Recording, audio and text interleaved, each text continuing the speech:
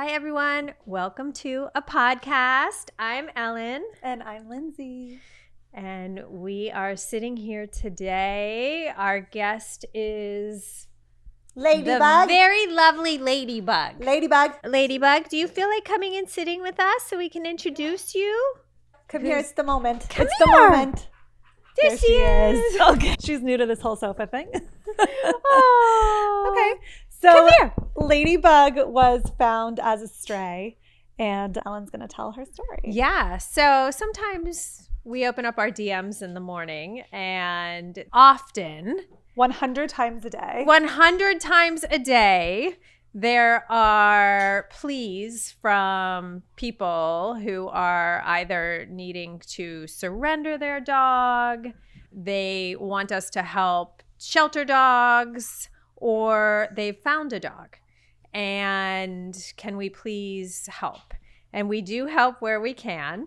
This time in particular, with Ladybug, our friend Kayla, and I call her our friend, although we've never met in person. I've only DM'd with her a few times over the years.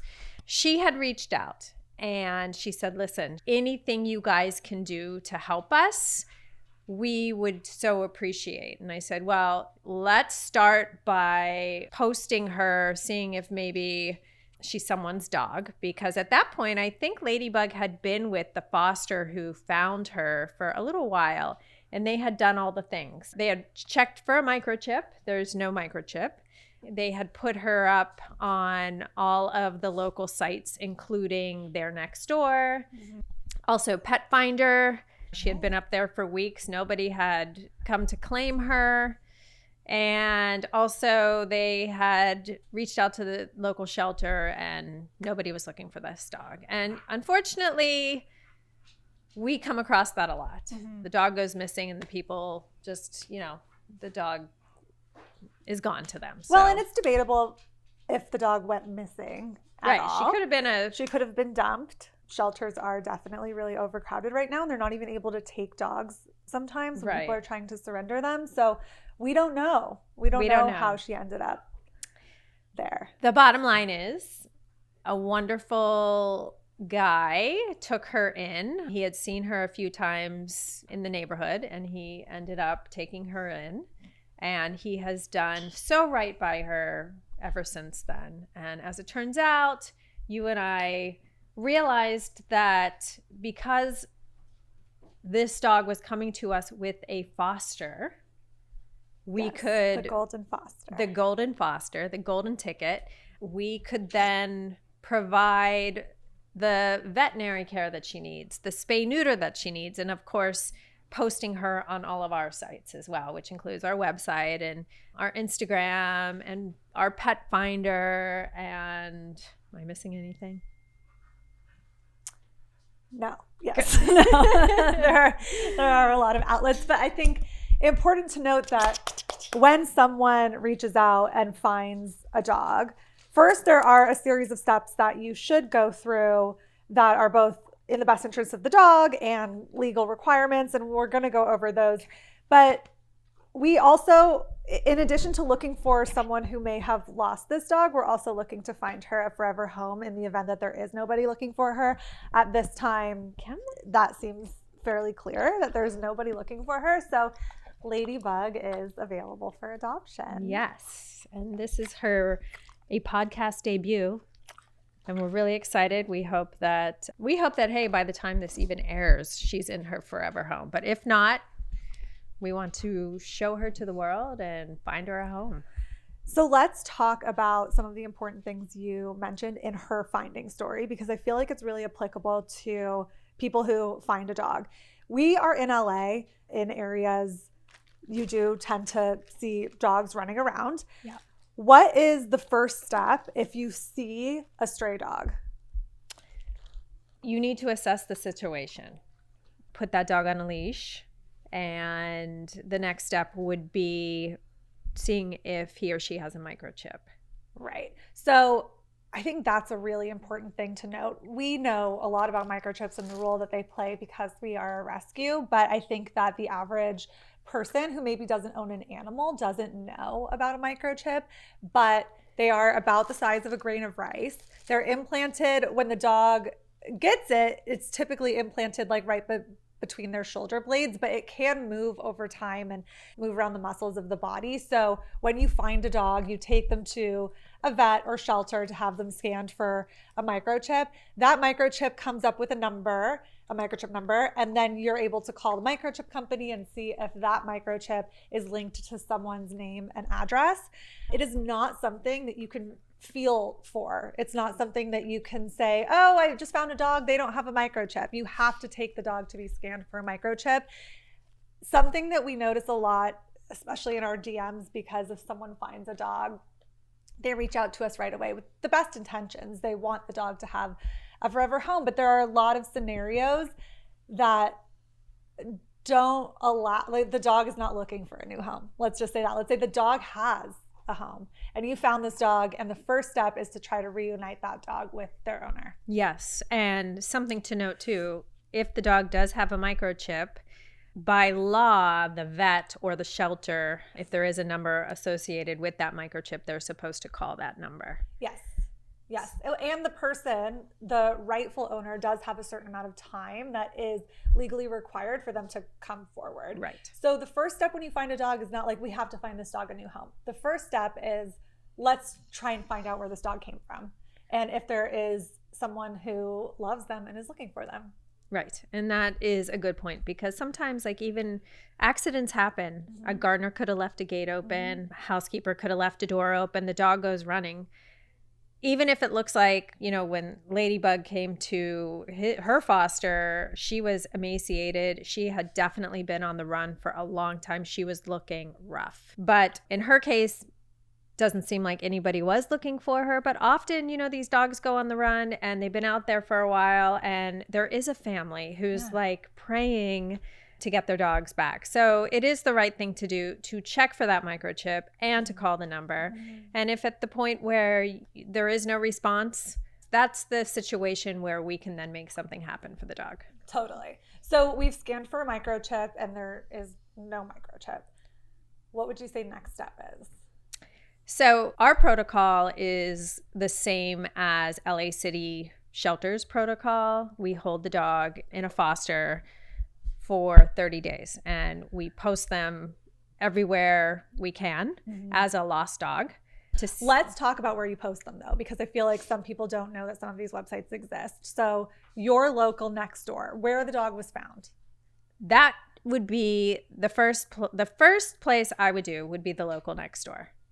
Put them up there, get good pictures, and they have video now. When we have found dogs, when people have brought us lost dogs, and you never know, they've been on there. Totally. And these people are so just thrilled to get their dogs back. Right. And Paw Boost, I think, is a website that not a lot of people outside of the dog world know about. Yeah. But Paw Boost is, if someone has lost a dog, they can post the lost dog flyer, where the dog was lost, a description of the dog. And if you found a dog, you can post a found dog flyer. And if you posted that you lost a dog and someone posts that they found a dog that matches the description, it notifies you. It also posts it on their Facebook group and the local lost dog forums in the area. So Paw Boost is a really good website to have in your head, a back pocket.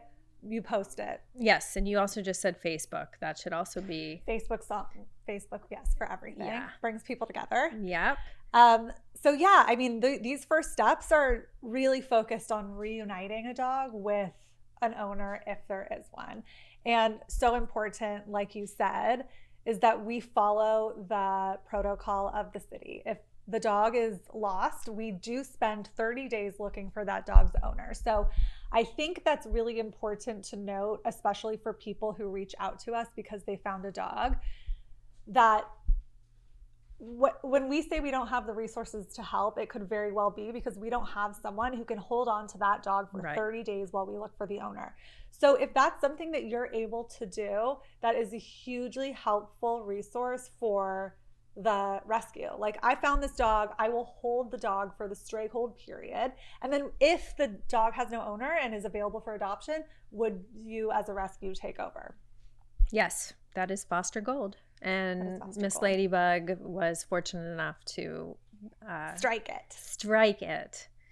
So then after that, let's say the 30 days are up and we are really starting to just put her out there on our social media, all of that.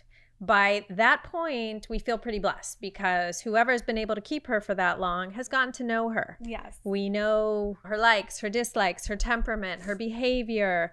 Any medical by then, we've probably already handled, like this little girl who has definitely been bred and bred. It looks like a couple of times. And she's young. And she's a year old. Yeah. She was just spayed and she's, I think, 2 weeks out from that now. And then also she's had her vaccines now, her flea and tick treatment. So she's like ready to go. Yeah. She's moving ready. Yeah, she is. She could be your new dog. Yeah. And Ladybug in particular, she has had the experience now of living in a neighborhood where everybody got involved. The entire community right there, they go over and they hang out with her. They take her for walks. It's not just that foster, it's been that entire street. So she has been so blessed that way, but that has also given us the gift of additional videos and content. And Kayla called yesterday and she's like, okay, I have some things to tell you. I don't know that she's ever been on a leash before. She kind of pulls on her leash, but it's like in a very excited, happy way. She's not scared or anything, but she's maybe just never been on a leash before. Yeah. So that is great because that gives us a lot of insight to then kind of put out there to find her the best match. Yeah. Totally. So we have a dog. We've scanned for the chip. There is no chip. We've posted on Paw Boost, Nextdoor, Facebook. We've told our local shelters that we found this dog. So if someone comes looking for the dog, they know how to reach us. The 30 days is up. There is no owner. You've reached out to Deity Animal Rescue and we say, yes, we have the resources to help. Let's find Ladybug a home.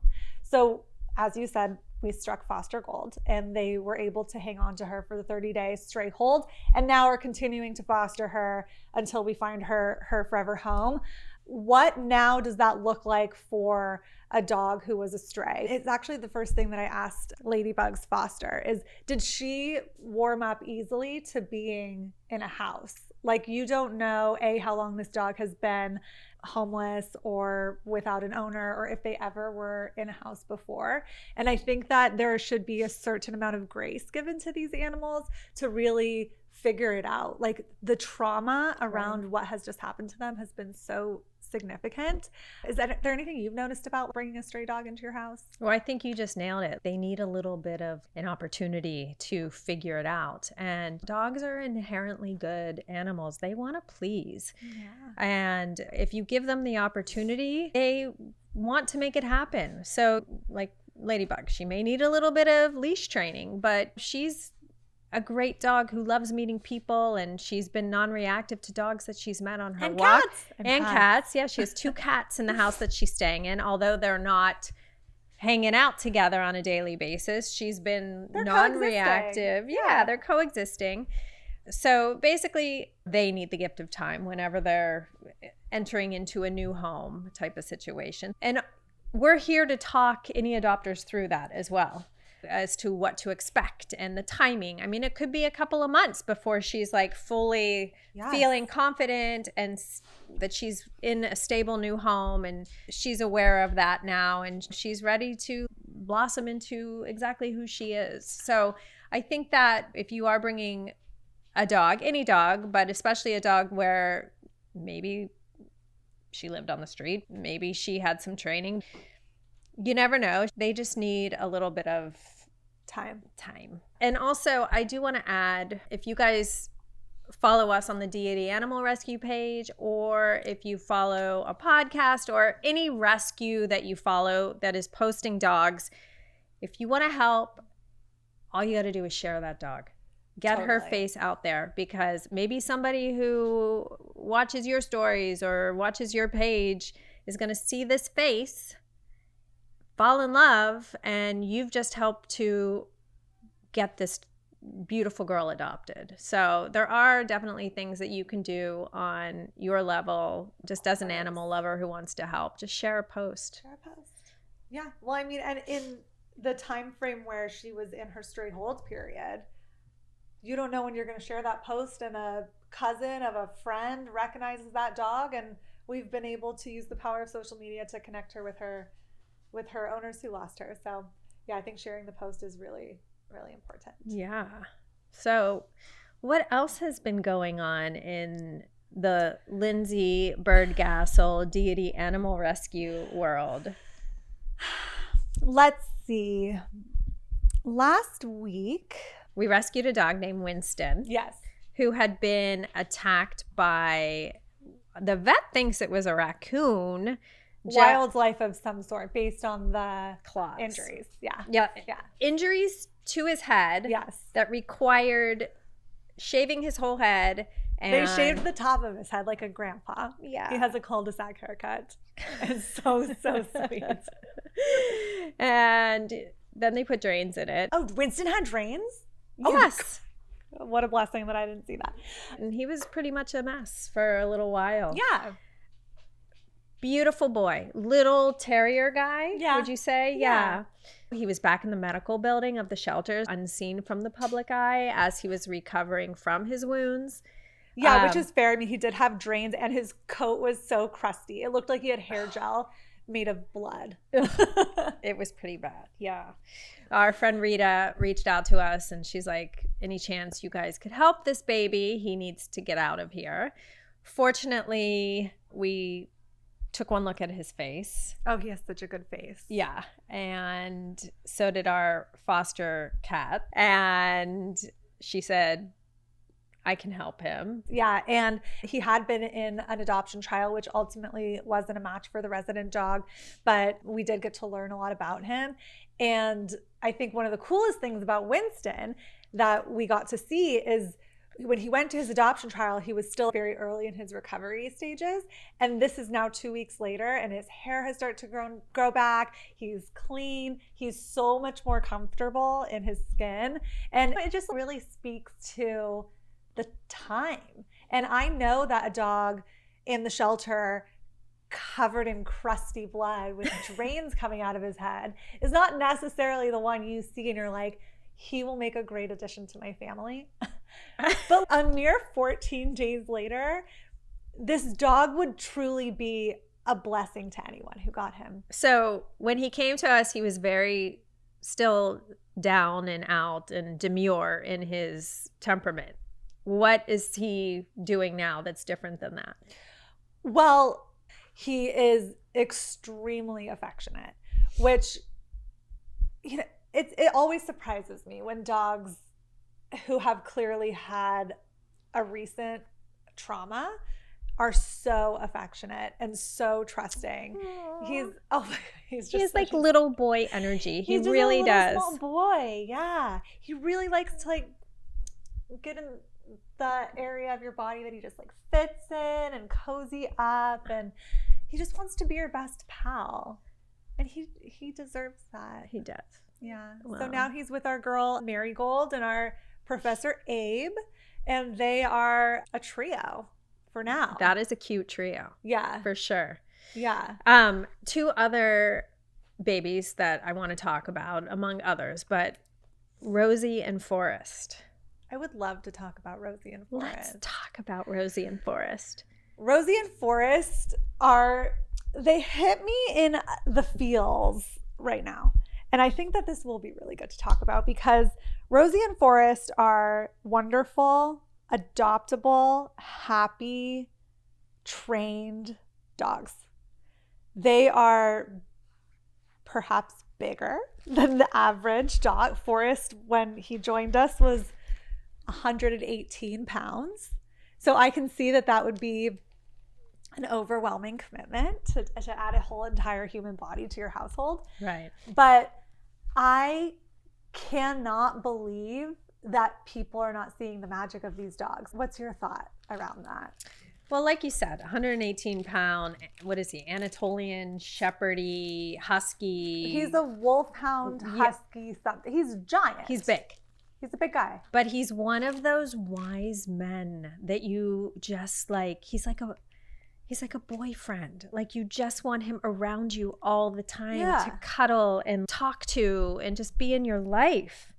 For somebody who has the space and the yard and likes big dogs, like this is the dog.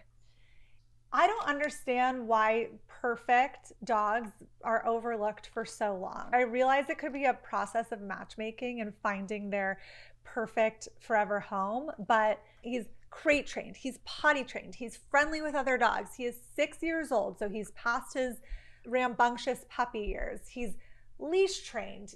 Like, what is it, just the size of this dog that's making it difficult? Honestly, to me, it's so weird that sometimes there's just no rhyme or reason why some of our dogs just get adopted right away. Like literally before we are even back from the shelter from pulling them, they're already have applications coming in. And then a perfect gentleman like Forrest we've had for a year and a half now. Yeah. It's crazy. Where are our big dog people at? Yeah, where are our big dog people at? I don't know. And he's so expressive. Like we've tried so hard content-wise to really show his heart and soul. And I feel like with him, he's an open book. So we've been able to do that. Right. But still, like, where's that adopter? Yeah, which brings us to Rosie, who Rosie and Forrest were rescued separately at separate times of our same shelter, different times. And then they got introduced to each other at their board and train with Canine Committee.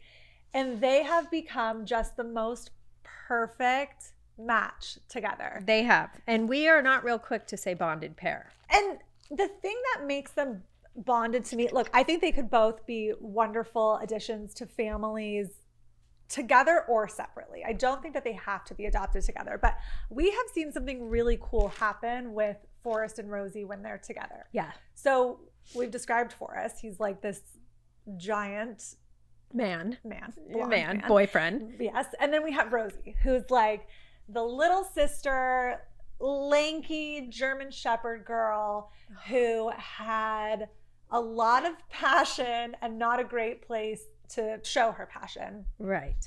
And what happened when Forrest and Rosie got together? So Rosie's initial landing spot, I think, kind of yielded her a little bit of an insecure girl.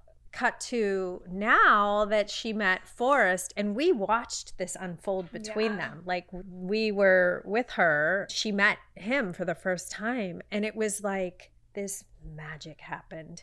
They just had this language that was all their own, and she took to him in a way where he's her barometer. Totally. It's like he did to her what we feel like he does to us. Like when he's in the room, we just feel good. He's very balanced. He's really a balanced guy. He puts off a very balanced energy, and he diluted, I guess, Rosie in the coolest way. Yeah. She was an insecure baby sister doing her thing, and he was like, girl, come with me. Yeah, let me show you the light. Yeah.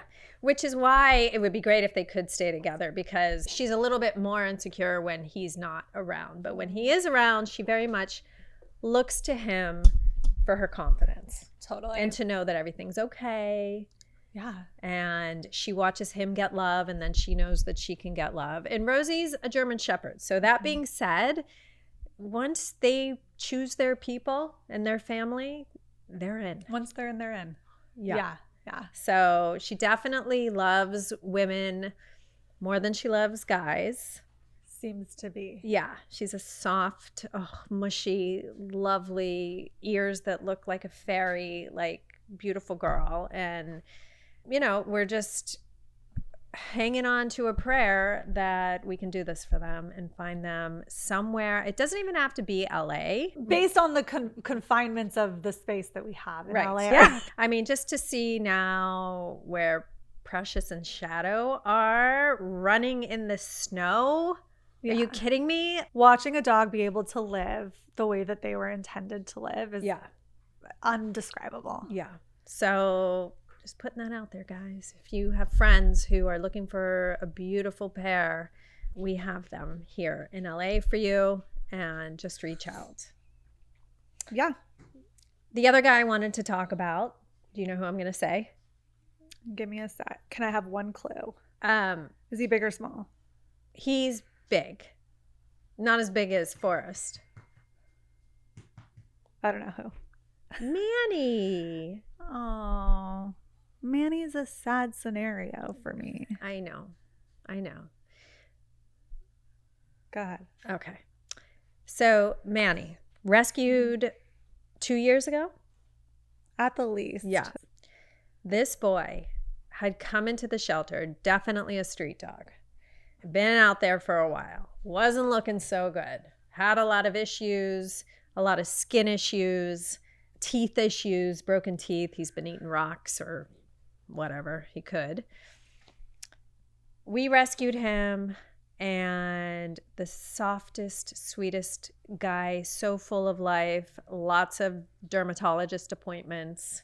So many dermatologist appointments. He had been adopted and returned twice. Yes. Yeah. And I'm just going to say this. Manny is one of those situations where he's a great dog, but he needs to be with somebody who's not going to walk him on a retractable leash. He is not a retractable leash dog. No. No. He needs the owner to be the pack leader, to have it in control. He doesn't want to feel like he needs to be in control. Right. That was the Manny when we got him. The Manny now, unfortunately, has been diagnosed with cancer. Yes.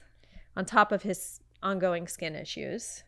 Yes, and the two are working together in a really hellish way. For him. Yeah. Yeah. So right now, Manny has cancer. It's a cancer that initially we were able to remove, although they did get good margins. We knew it was coming back. It's back. It's already back. This dog is so full of life, like you said, and he loves a backyard, and he loves like a little face scratch, and he doesn't feel like he's succumbing to this diagnosis. Yeah, he's in the moment. But he needs someone who is going to take care of this cancer and skin treatment for him while he continues to live his life. Right. And we know it's a lot to ask. He needs every other day medicated baths. Yeah. He has his very special bed that he needs. He needs to be in his crate. He needs proper introductions. There are a lot of things that this dog needs. But what this dog wants to do is just chill, live, and not be around other dogs. He's not outwardly aggressive, but he just doesn't like other dogs. He gets annoyed. Want to. He's a grumpy guy, and he's earned his grumpiness. So, yeah. And like, if I had the choice, I can't say that I would necessarily want to just live with another person. Maybe I want to live by myself. We know that about you. Yeah, that doesn't make him a bad dog. Why is everyone like, oh, he doesn't get along with other dogs? Like, no. My dog doesn't get along with other dogs, and perhaps it's because he learned it from his mother. Perhaps. The apple doesn't fall far from the tree. Yeah, perhaps, but I wouldn't change him for the world. I love him, and I'm making his world something that he thrives in, and he makes my life better. Why does the dog have to be perfect if you're not perfect? Nobody's perfect. That's the question of the day. Yeah, nobody's perfect. I would never expect you or my dog to be perfect. For Manny, though, our dream is to find him a hospice. Yeah. At this point. The cancer basically is not treatable. Right. We can't go in there again. We can't keep doing surgery on a cancer that's just going to keep mutating and right. And it's and his skin quality is not strong enough to continue to have incisions. But we don't know how long he's going to have. Currently, he's with Allie and Jamal, Canine Committee. Yeah. He's at their house, and he's got his spot in their house. But they have other dogs, and this is their business. We would love to have him in a quiet home. Yep. Where he can live out the rest of his days. Yeah. He can snooze. He can be goofy. He can run around the yard. He can give those sweet kisses. He can get a bath. Yeah. Yeah. So we have been seeking 3 very different but very important homes on this episode. And if you're out there, let us know. Yes, because, and this is why too, this is a little insight into the nonprofit animal rescue world. And right now we're specifically speaking Deity. We would honor our commitment to any dog that we brought in, any and every dog that we bring into our rescue. And part of that for Rosie, Forrest, and Manny means they are living the life with Allie and Jamal, but we are paying for that life. It's not a cheap life. It's not a cheap life. We love you, Allie and Jamal. We would not have it any other way. You guys are awesome. But for every month that we are paying for them to stay there, that's one less dog that we can bring into the rescue from a shelter who needs a quick exit. Yes. Bottom line. Yes. I mean, it is a math equation. It is. And things aren't looking like they add up right now. Totally. Because these are wonderful dogs and they deserve to be in loving homes. And so do so many other dogs that we can't help because we don't have the resources to do that.